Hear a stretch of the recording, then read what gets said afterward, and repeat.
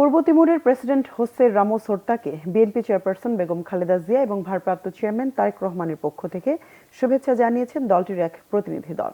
রাজধানীর একটি অভিজাত হোটেলে বিএনপির আন্তর্জাতিক সম্পর্ক বিষয়ক কমিটির সদস্যরা তাকে স্বাগত ও শুভেচ্ছা জানান। এই সময় দ্বিপাক্ষিক বিষয় ছাড়াও দেশের জনগণের মধ্যে সম্পর্ক উন্নয়নের ব্যাপারে আলোচনা হয়। তিমুরের শিক্ষা, স্বাস্থ্য, অবকাঠামো ও বাণিজ্যিক বিষয় ছাড়াও দেশটির বহুমুখী সম্পর্ক নিয়ে দীর্ঘক্ষণ কথা বলেন দেশটির প্রেসিডেন্ট রামোস হোর্তা।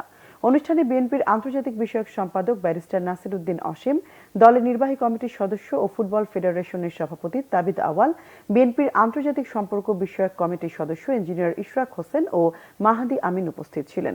দুপক্ষের এই আলোচনায় বাংলাদেশ ও তিমুরের স্বাধীনতার স্পিরিট নিয়ে কথা হয়।